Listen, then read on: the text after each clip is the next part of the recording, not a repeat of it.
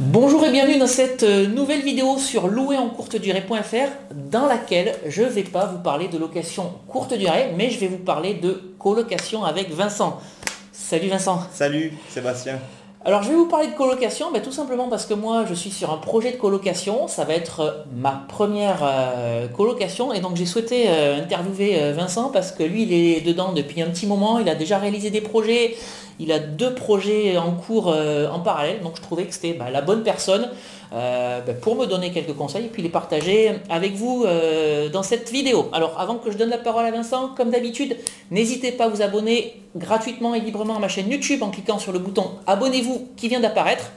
Ça me permettra de vous tenir informé de toutes les vidéos que je publierai sur cette chaîne YouTube ou sur mon blog et qui vont traiter d'immobilier, de location courte durée et peut-être de colocation. Éventuellement, pourquoi pas.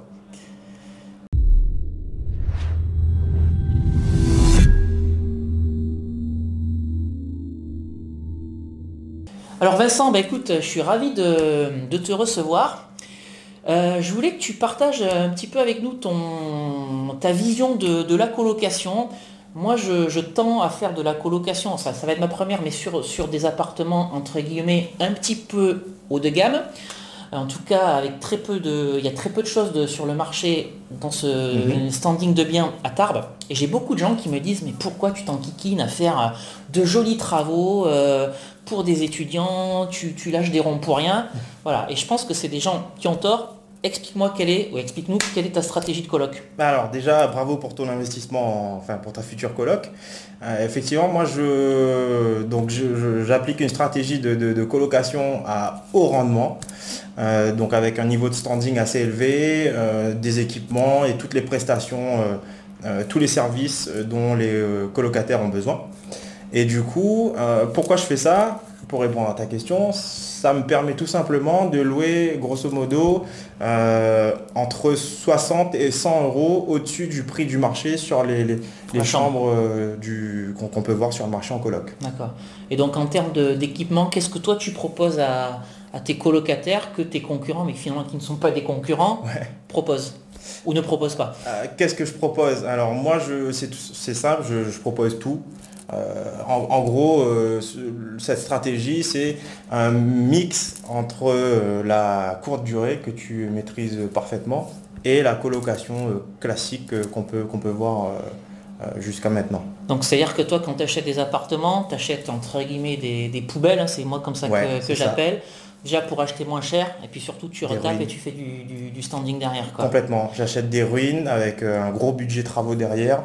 Moi je prends systématiquement une décoratrice pour me faire le projet d'aménagement et faire en sorte que visuellement déjà on attire les clients, les profils de colocataires et que les chambres se louent tout de suite, quoi. Plus cher. Moi jusqu'à maintenant je loue déjà beaucoup plus haut que les prix du marché. Et j'ai pas de vacances locatives. Ouais, donc ça c'est important. Ouais. Parce qu'en fait, les annonces, les gens ils filtrent par photo. Bien sûr. Et c'est la photo la photo qui va déclencher le clic, qui va déclencher l'appel, qui déclenchera, j'allais dire la vente, parce que je suis un petit peu formaté location courte durée, mais la remise de bail, ou la signature, complètement. La signature du bail. Et c'est vrai que je trouve un petit peu dommage, en fait, moi j'ai beaucoup de personnes, je sais pas si ça te l'a fait à toi, qui me disent ouais mais c'est des étudiants, ils n'ont pas besoin d'avoir du haut de gamme, du standing, et moi j'ai envie de dire mais les étudiants c'est des gens qui ont besoin de se loger comme tout le monde, c'est pas des chiens. Bien sûr. Et c'est justement peut-être parce qu'on va leur offrir des prestations, des logements de qualité, qui vont vouloir y rester, qui trouveront peut-être un remplaçant le jour où ils voudront quitter, qui feront de la bonne publicité sur les logements, quoi. Tout à fait. Oui, la qualité est vraiment, pour moi c'est vraiment important parce que, comme je t'ai dit, tu vas pouvoir déjà louer plus cher, tu vas louer plus rapidement, avoir très très peu de vacances locatives, voire pas du tout. Et effectivement, quand tu proposes un bien de qualité, forcément en face, tu peux avoir des profils de qualité aussi. Ouais, c'est ça. Donc des étudiants ou des jeunes actifs qui vont être plus soigneux de l'appartement et faire attention à ce qu'ils font dans l'appartement. Autre chose aussi, c'est une des stratégies que j'applique aussi, le fait de proposer des chambres haut de gamme, tu peux, en fonction de la localisation, te passer du séjour. Ça peut être une stratégie aussi. C'est-à-dire me passer du séjour. C'est-à-dire ne pas prévoir du séjour du salon. du salon, exactement. D'accord, ok. Oui, parce que séjour, moi je pensais location courte durée, tu m'avais perdu là. Ok, ouais, en effet. Donc, toi, tu as certains appartements sur lesquels tu n'as pas de séjour?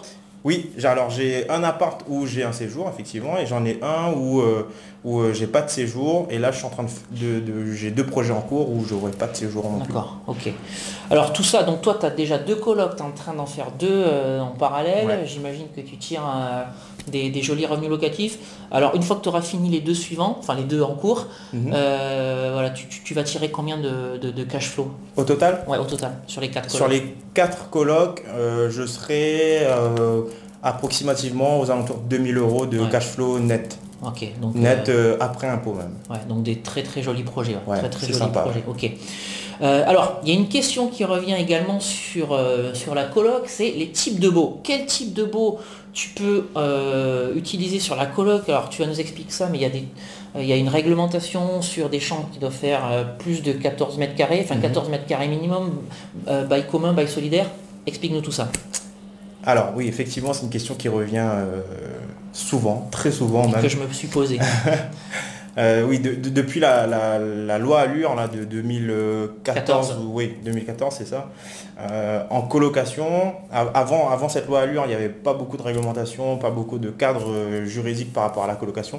Et depuis cette loi, effectivement, quand on a la possibilité de faire 2 types de gestion locative en colocation, avec des baux individuels ou un bail commun.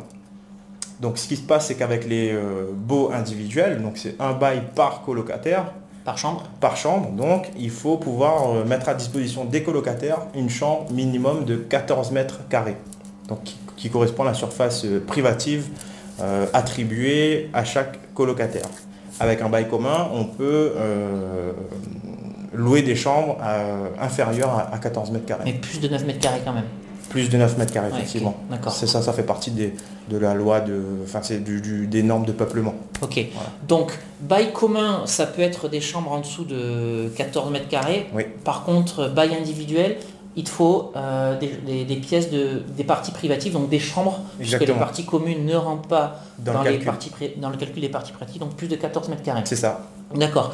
Et en termes de caution, alors, parce que honnêtement, même moi dans ma maison, les chambres, elles font pas 14 mètres carrés, je pense que c'est super rare. Donc comment ensuite tu gères la caution? Forcément tu pars sur un bail commun, comment est-ce que tu gères la caution après? Ils sont solidaires ou pas tes colocataires? Alors non, donc moi j'applique le bail commun, donc comme tu l'as dit, parce que j'ai des chambres inférieures à 14 mètres carrés. Et moi j'ai fait le choix de ne pas appliquer la clause de solidarité. Donc ce qu'il faut savoir aussi, c'est qu'on trouve pas mal de choses sur internet qui sont pas forcément vraies. C'est que souvent ce qui revient, c'est que le bail commun fait référence aussi à la clause de solidarité. La clause de solidarité, c'est le fait que les colocataires sont liés entre eux financièrement. Et que du coup, si on a un impayé sur un des colocataires, toi en tant que bailleur, tu peux aller récupérer chez les autres colocataires le différentiel. Donc bail commun ne veut pas forcément dire clause de solidarité, donc ça c'est toi qui décides si tu l'appliques ou pas dans ton contrat. Et moi j'ai fait le choix de ne pas l'appliquer. Pourquoi? Parce que pour moi c'est une clause qui est un peu passée. Ça fonctionne dans les petites villes, voilà, parce que en général clause de solidarité ça va souvent avec des groupes de colocataires qui sont déjà formés et voilà, qui vont se lier ensemble dans un appartement pour aller, je sais pas, continuer leurs études ou pour faire autre chose.